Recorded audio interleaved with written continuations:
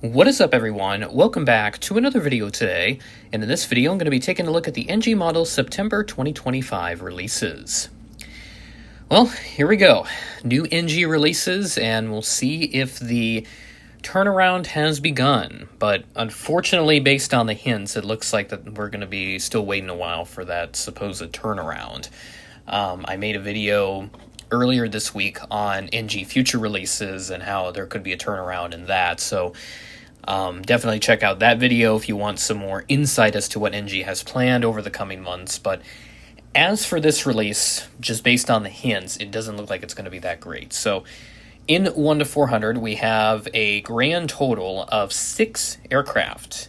Yes, only 6 planes, but I'm suspecting that there's going to be more in the actual announcement. 1 A321, 1 737 MAX, 1 747, 2 777s, and 1 787. And then there were some additional 1 to 200 releases posted as well. If I can find that list, that'd be very helpful, but I don't have that on me. Okay, so I was able to find the list on Instagram from NG's page. So in total, we have 5 737s, 2 757s, and 1 Comac C909. Note that there are only American and Chinese aircraft in this. All right, without further ado, we're going to go ahead and get started with the NG September releases as we are back on the website. First things first, we have the American 737-800 to welcome us into this release. Very nice to see that. That will be for 1 to 200 collectors. And then also another one as well. This is another standard livery. Let me see if there's actually any differences, which, no, it doesn't look like there is, just the different registrations, which is a little disappointing. But hey, there you go. And then in 1 to 240, one of these ugly things, to put it for lack of a better term. I just don't like these gold-plated planes. The China Southern Comac C919, you know, it is what it is. I can't do much about that. 1 to 240 again, this one just a standard livery. And there's also another one, first C919 for China Southern. And then the VC32A, we have the 757-200. Sorry about the centering there with the photos. Just trying to make sure that I can exit out of this. That'd be fantastic. Okay. And then the second one, same livery, just a different registration, which doesn't surprise me. I was kind of hoping they would do the all-white one, but we'll see if that gets made in the future. And the next up is China Eastern 738. Should just be a standard livery, but again, photo is not loading right now. Now it does. So there we go. And then there's also another one with a different registration. Okay, moving down to 1 to 400, we have an EVA Air 7879 with the 787 livery. Great for the Taiwanese collectors. And there's also a second one, looks like a sister ship, which, yes, 17882 and 17883. Cathay Pacific coming into the mix, E350-1000. Yeah, they did do one before, so they're doing another release. I'm guessing that first one must have proved popular. And another one as well, a different registration.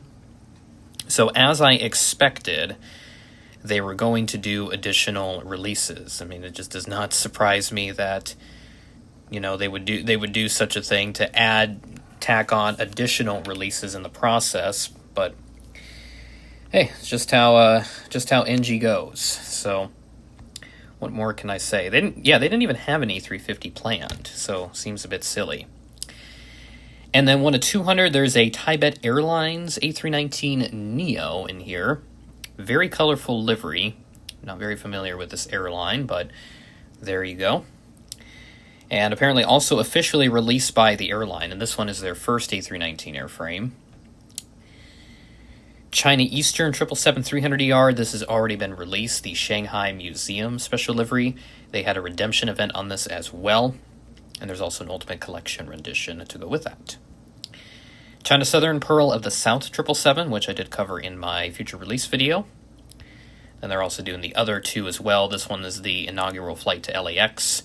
They misspelled inaugural, they'll have to update that. And then there's the standard China Southern 777 livery. And, okay, so I got a couple 738s now for China Southern. Here's that Dolphin livery again. Back to 1 to 200 now. The Energetic Zhuhai, and then the Zhuhai City of Youth in here. I do like this one with the jets up front. That does look really cool, though. Air Europa Max 8. There's another one of the future releases, as I expected. Boeing 747-400 prototype. This one is the standard release, and there should be an NG Lite release. Actually, no, they are not doing an NG Lite release. One of them, one of them is the Ultimate Collections. They're doing it the other way.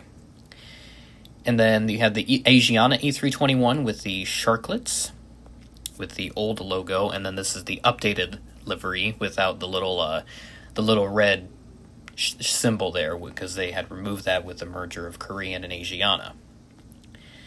And then, in addition, they are also releasing a couple stands again. There's an unpainted plastic stand and a painted plastic stand, which the unpainted one is only 99 cents MSRP, and then the painted one is $2.59 MSRP. So interesting to observe that in the releases as well. So as I expected from NG, quite the disappointment, I would say. The hints really gave it away, though, so I kind of expected this in the end. But, at this point, it is what it is. At least there are still some bright spots, like the Boeing 747 prototype, the 744 prototype, the Air Europa Max 8, and, maybe the Cathay A350-1000s. I know those have turned out pretty well from other manufacturers, and obviously NG did do a release in the past. But yeah, I can't really say much else on this release, because based on the initial hint list, 2/3 of them were future releases. So, again, it's not surprising that they threw in a couple extra aircraft, because NG loves to do that. They just never stick with the list of hints that they provide. They always throw in extras at the last minute. I think that they need to be a little more consistent with that. But I guess also on the other side of this is that it still provides an element of surprise with the releases. So there's two different ways to look at it, really. But yeah, other than that, this is definitely a release that I can pass on, which, I've done for a good chunk of the releases this year. But this will give me time to get the Minnesota Golden Gopher Sun Country 738 from the last release. I will be picking that up hopefully in the coming weeks. I just need to get sorted back into school and whatnot, and once I do that, then that will be taken care of. So be on the lookout for that unboxing and also other fun things coming this fall. With that being said, that is the end of the video. Thanks for watching, and I will catch you in the next video.